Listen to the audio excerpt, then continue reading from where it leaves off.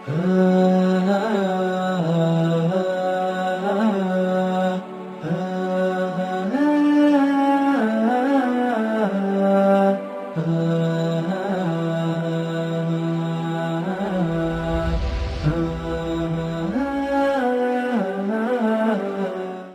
الله الرحمن الرحيم نحمده ونصلي على رسوله الكريم الحمد لله والصلاة والسلام على سيدنا محمد وعلى آله وأصحابه أجمعين وبارك وسلم تسليما كثيرا رب اشرح لنا صدورنا ويسر لنا أمورنا واحلل عقدة من لساننا يفقه قولنا. Assalamu alaikum wa rahmatullahi wa barakatuh.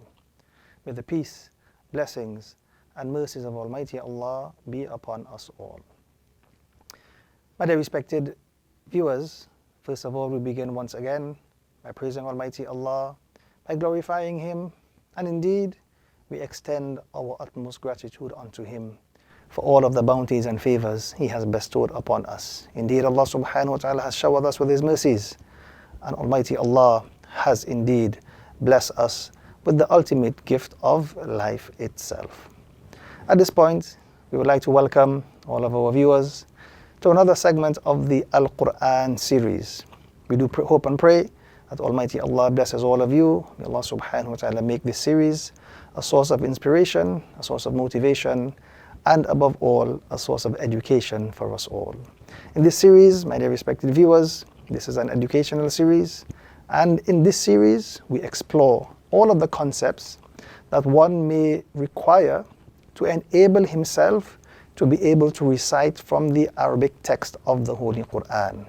Once again, being able to recite from the text of the Quran is of extreme importance in the life of a believer. That is his avenue that he can derive directly from the mercy of Almighty Allah, from the blessings of the Quran, and Almighty Allah will use that as an avenue to uplift that individual spiritually. I would like to draw the attention of our viewers to one of the beautiful hadith of Rasulullah sallallahu alaihi wasallam. In this hadith, the Prophet sallallahu alaihi wasallam, he speaks about the blessings of Al-Quran. The Prophet Muhammad, peace be upon him, mentioned, "Man qara'a harfan min kitabillah, falahu bihi hasanatun, فالحسنة بعشر أمثالها لا أقول ألف لام ميم حرف ولكن ألف حرف ولام حرف وميم حرف."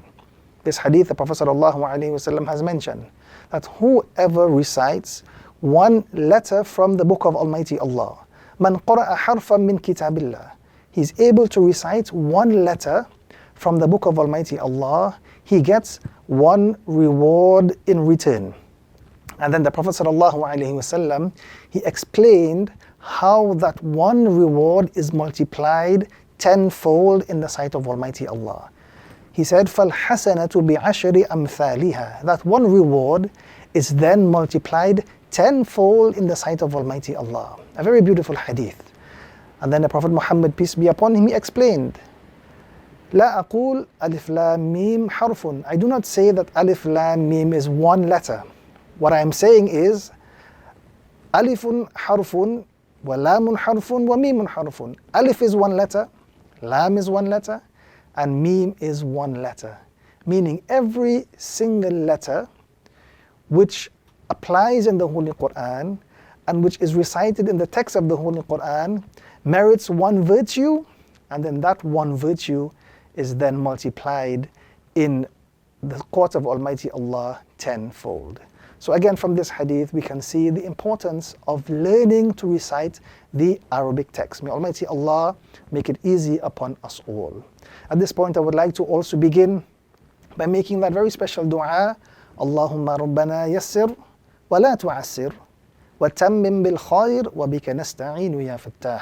O Allah, our Lord, you make this program, this series easy upon us. وَلَا تُعَسِّرْ, and by all means, O Allah, do not make it difficult upon us. وَبِكَ نَسْتَعِينَ, and O Allah, definitely we turn towards you and we seek your assistance, we seek your guidance in this learning process.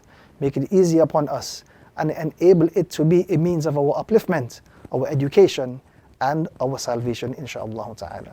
So my dear respected viewers, today we get into the segment for today, and we continue from where we left off in our last segment. In the last segment, we were discussing concept number 1. Concept number 1 is the Arabic alphabet, and focusing particularly on the capital formations of the Arabic alphabet. So today we begin by discussing this particular letter, the shape of this particular letter, and this letter goes by the name Ta. Again, let us focus on the shape. This letter goes by the name Ta, the letter Ta, and it is the English equivalent of the letter T with a round sound. If we are looking for the English equivalent, let us visualize the letter T with a round sound, and that would give us the equivalent in the English language. If we are to look at the pronunciation of this particular letter, this letter is pronounced when the tip of the tongue touches the roots of the 2 front teeth. Again, that combination, when the tip of the tongue touches the roots of the upper 2 front teeth, gives the sound of the letter Ta. The letter Ta, which is a possible equivalent to T in the English language, but with a round sound. So again, focus on the actual shape of this particular letter. So we move on to the next letter. This letter, identical in shape to the letter that came before, the letter Ta, but in this particular letter, it is noteworthy to pay attention to the dot which now appears on the top of this particular letter. That is the differentiating factor between the previous letter and this letter which is appearing on the screen now. This letter goes by the name Dha, the letter Dha. And again, if we were to focus on the English equivalent of this particular letter, this letter is very similar to TH in the English language, but when pronounced with a round sound. So if we are trying to visualize the equivalent in the English language to the letter Dha, we can visualize TH, or the sound that TH gives us, but with a round sound, and that would give us the sound of the letter Dha. And let us look at the pronunciation of this particular letter. This letter is pronounced when the tip of the tongue touches the edges of the upper 2 front teeth. The tip of the tongue touching the edges of the upper 2 front teeth, that combination gives the sound of the letter Dha. As we move on to the next letter in the Arabic alphabet. Again, a new shape that we have not yet come across, and it's very important that we try to focus on the shape, because the shape and the dots would help us to differentiate letter by letter. This particular letter goes by the name Ain. This is the letter Ain in the Arabic language. And if we were to look at the equivalent in the English language, the letter A can possibly be an equivalent to the letter Ain, but it must be pronounced with emphasis. Ain, the letter Ain in the Arabic language. And if you were to look at the pronunciation, we will get a little bit of a better understanding of this particular letter. So this letter, the letter Ain, is pronounced with emphasis from the middle of the throat. Generally speaking, when we pronounce A in the English language, that A is pronounced with absolutely no force or no emphasis. But if that A is then pronounced with some force or some emphasis, it gives us the sound of this particular letter in the Arabic alphabet. So it is pronounced from the middle of the throat with emphasis, Ain. The letter Ain, which is equivalent to A in the English language with a force or with emphasis. We move on to the next letter. This letter again is identical in shape to the former letter. Again, let us take note of the dot which appears on top of this particular letter. That dot is again the differentiating factor between this letter and the former letter. This particular letter goes by the name ghain, the letter ghain. If we were to look for the English equivalent to this particular letter in the English language, we can probably visualize the letter G, but with a little bit of a gargling sound. The sound that one makes while gargling, that's the sound that is attached to this particular letter in the Arabic language. So if you were to think G with a gargling sound, that gives the sound of the letter ghain. Again, the letter ghain in the Arabic language. Let us look at the pronunciation of this particular letter. This letter is pronounced with a gargling sound, but it actually originates from the upper region of the throat. So that particular combination, the letter being originated from the upper region of the throat, together with a gargling sound, gives us the sound of this particular letter in the Arabic language, the letter ghain. We move on to the next letter.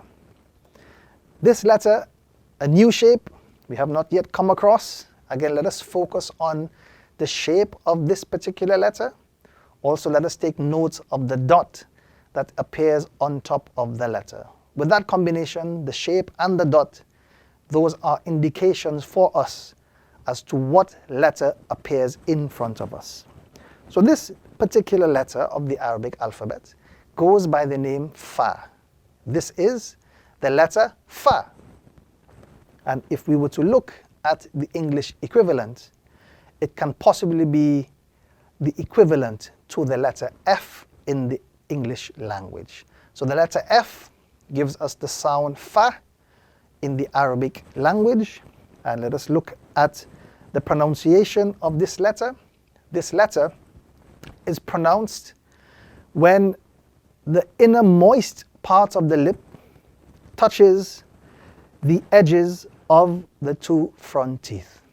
When the inner moist part of the lower lip, when that touches the edges of the two front teeth. That particular combination gives us the sound of F in the English language, and it also gives us the sound of the letter Fa in the Arabic language. So this is the letter Fa.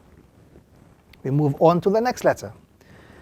Again, this letter, which appears on the screen, is quite similar to the shape that came before, quite similar in shape to the letter Fa, but the differentiating factor here would be the two dots which appear on top of the letter.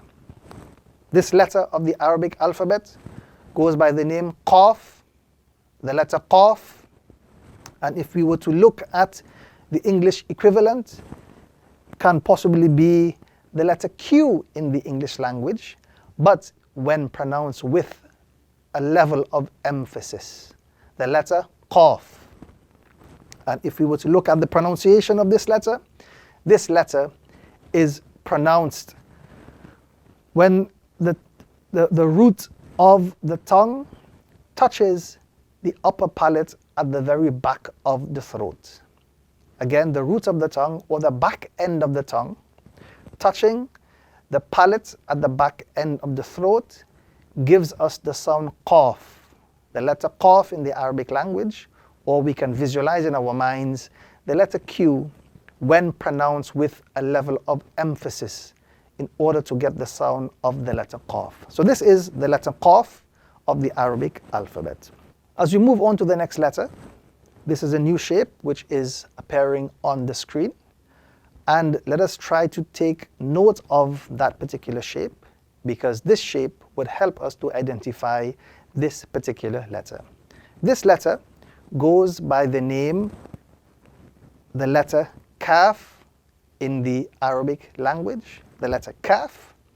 And if we were to look at the English equivalent, This is the equivalent to the letter K in the English language. The letter Kaf, English equivalent, the letter K. We look at the pronunciation of this letter.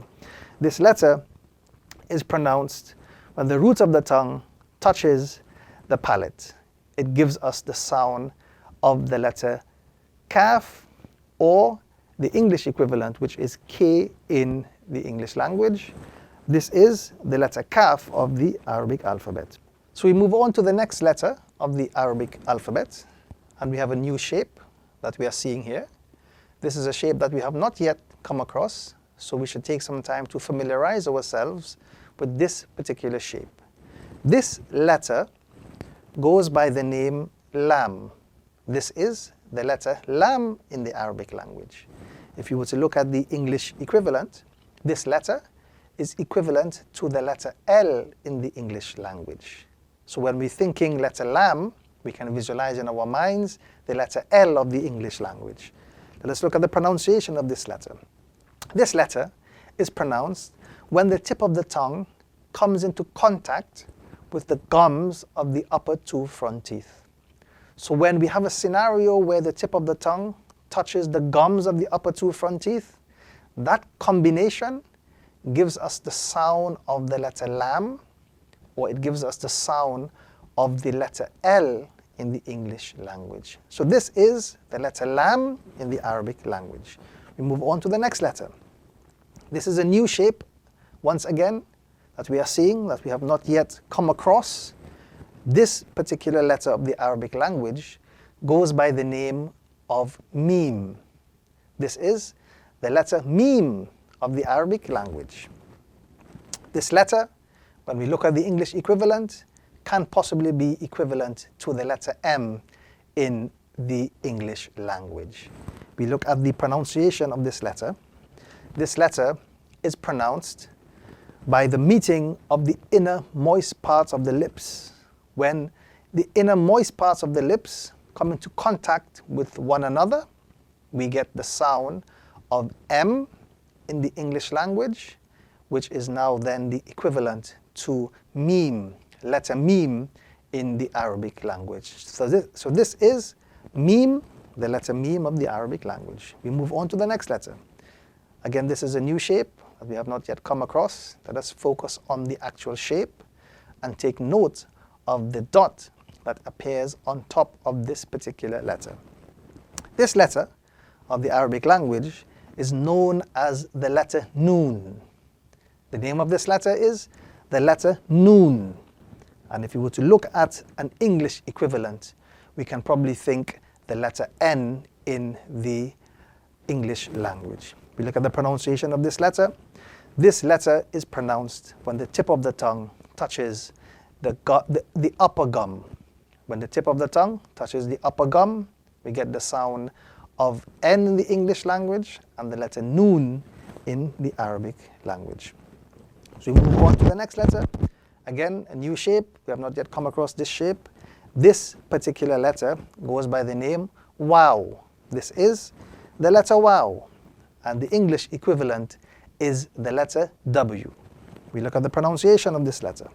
This letter is pronounced by the meeting of the sides of the lip. The sides of the lips with the middle being left open.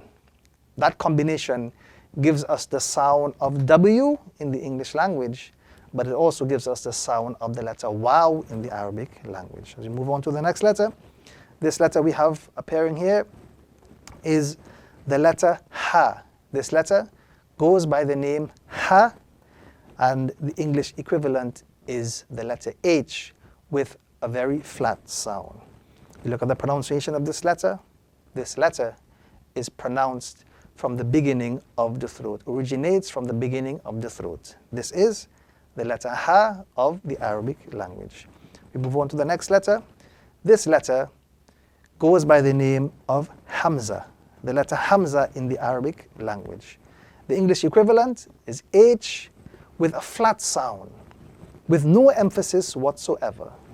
This letter is pronounced from the beginning of the throat. And finally, we come to the end of the Arabic alphabet. This is the last letter. This letter is the letter Ya. Let us look at the shape and take note of the two dots which appear underneath this particular letter. The letter Ya, the English equivalent is the letter Y in the English language. You look at the pronunciation, this letter is pronounced the middle of the tongue touching the upper palate. So my dear respected viewers, this brings us to the end of this particular segment for today. We end by thanking Almighty Allah for giving us the opportunity to deliver this segment. May Allah make it a means of upliftment. May He make it a means of education and motivation for us all. May He make it a means of our salvation. We thank our viewers for tuning in with us. By all means, do join us next time for another episode of Al-Quran, the Al-Quran series. Until then, may the peace, blessings, and mercies of Almighty Allah be with you all. Assalamu alaikum wa rahmatullahi wa barakatuh. Sadaqallahu al-azim. Wa sadaqa rasuluhu al-nabiyyu al-kareem. ونحن على ذلك من الشاهدين والشاكرين والحمد لله رب العالمين.